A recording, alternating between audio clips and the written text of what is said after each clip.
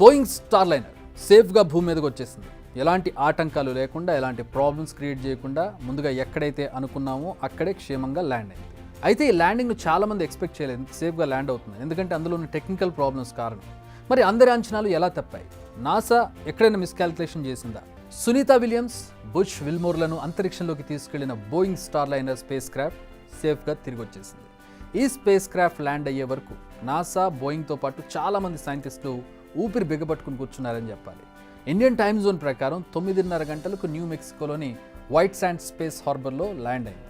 అసలు ఈ space craft International Space Station నుంచి అన్డాక్ అవుతుందో లేదో అనేది డౌట్గా ఉండేది. ఒక్కసారి క్విక్ రీక్యాప్ ఇచ్చుకుందాం ఈ స్పేస్ క్రాఫ్ట్ గురించి. బోయింగ్కు చెందిన స్టార్ లైనర్ స్పేస్ క్రాఫ్ట్లో విలియమ్స్, విల్మోర్ ఇద్దరు ఐఎస్ఎస్కు వెళ్లారు. అప్పుడే ఇందులో టెక్నికల్ ఇష్యూస్ వచ్చాయి. స్టార్ లైనర్లో హీలియం లీకేజ్, థ్రస్టర్స్లో సమస్యలను గుర్తించారు.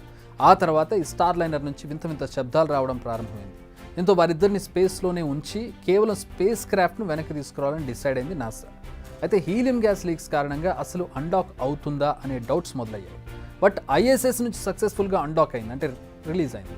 హీలియం లీక్స్ ప్రస్తుతం ఉన్న దానికంటే పెరగలేదు. రియాక్షన్ కంట్రోల్ సిస్టమ్, థ్రస్టర్స్ ఎలాంటి ఇబ్బందులు లేకుండా పనిచేశాయి. మొదట వీటిలోనే సమస్య మొదలైంది, బట్ అసలైన సమయంలో బాగానే పనిచేశాయి. దీంతో ఐఎస్ఎస్ నుంచి చాలా సేఫ్గా దూరంగా వచ్చింది. ఆ తర్వాత ఆటోమేటిక్గా రీఎంట్రీ ప్రాసెస్ జరిగిపోయింది. మొత్తం 6 గంటల పాటు జరిగిన ఈ ప్రాసెస్ సక్సెస్ఫుల్గా ముగిసింది. అయితే ఇందులో ఓ డ్రాబ్యాక్ మాత్రం ఉండిపోయింది. అదేంటంటే అసలు హీలియం లీక్స్కు కారణం ఏంటి, ఇతర థ్రస్టర్స్లో ఉన్న సమస్యలు ఏంటి అనే విషయం తెలుసుకునేందుకు ఇప్పుడు వీలు లేకుండా పోయింది. ఎందుకంటే రీఎంట్రీ సమయంలో అత్యధిక ఉష్ణోగ్రతల కారణంగా అవి బర్న్అవుట్ అయిపోయాయి, మండిపోయాయి. సో అసలేం జరిగిందన్నది ఇప్పుడు ఇంకా మిస్టరీ మిగిలిపోయింది, ఎందుకంటే అసలు అవి ఇప్పుడు లేవు. అయితే స్టార్ లైనర్ సేఫ్గా ల్యాండ్ కావడంతో ఒక కొత్త చర్చ తెర మీదకి వచ్చింది. ఇదే స్పేస్ క్రాఫ్ట్లో ఇద్దరు ఆస్ట్రోనాట్స్ని తీసుకుని వస్తే అయిపోయేది కదా అంటూ డిస్కషన్ మొదలైంది. వాళ్ళని ఎందుకు అక్కడ వదిలేసి వచ్చారు? నిజమే, నాసా అంచనా తప్పింది. ఇప్పుడు ఆస్ట్రోనాట్స్ను అనవసరంగా స్పేస్లో ఉంచి ఇబ్బంది పెడుతున్నారంటూ విమర్శలు చేస్తున్నారు కొందరు. నిజానికి కేవలం 8 రోజులు మాత్రమే స్పేస్లో ఉండేందుకు ఐఎస్ఎస్కి తీసుకెళ్లారు విలియమ్స్ను, విల్మోర్. బట్ ఇప్పుడు 8 నెలల పాటు అక్కడే ఉండాల్సిన పరిస్థితి వచ్చింది. నెక్స్ట్ ఇయర్ ఫిబ్రవరిలో వారు భూమి మీదకు తిరిగి రానున్నారు. మరి నిజంగానే నాసా అంచనా తప్పిందా? దీనికి ఆన్సర్ లేనే లేదు. నాసా కావాలనే ఎలాంటి ఛాన్స్ తీసుకోలేదు. అంతా బాగా జరిగింది కాబట్టి ఇప్పుడు సన్నాయి నొక్కులు నొక్కుతున్నారు. కానీ మరి ఏదైనా ప్రమాదం జరిగి ఉంటే అప్పుడు ఈ నోర్లు లేచేవారు. నాసా ఇప్పటికీ అనేక ప్రమాదాల్లో చాలామంది ఆస్ట్రోనాట్స్ను కోల్పోయింది. దీనికి బెస్ట్ ఎగ్జాంపుల్ కల్పన చావ్లానే.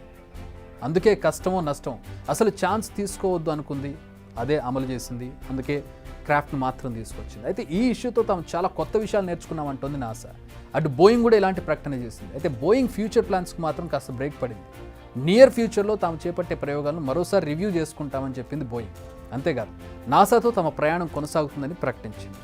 సరే, ఇవన్నీ పక్కన పెడితే ప్రస్తుతానికైతే విలియమ్స్, విల్మోర్ స్టిల్ స్పేస్లోనే ఉన్నారు.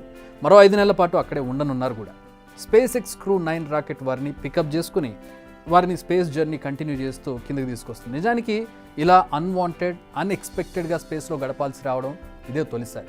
ఎందుకంటే చాలా కాలం స్పేస్లో గడిపితే మనుషులపై ఎలాంటి ప్రభావం ఉంటుంది అనేది స్టడీ చేయనున్నారు. ఇది తమ ఫ్యూచర్ ప్రాజెక్ట్స్ ఉపయోగపడుతుందని చెబుతోంది నాసా. బిగ్ టీవీ అవుట్లుక్ కథనాలు నచ్చితే వెంటనే బిగ్ టీవీ ఛానల్ ను సబ్స్క్రైబ్ చేయండి.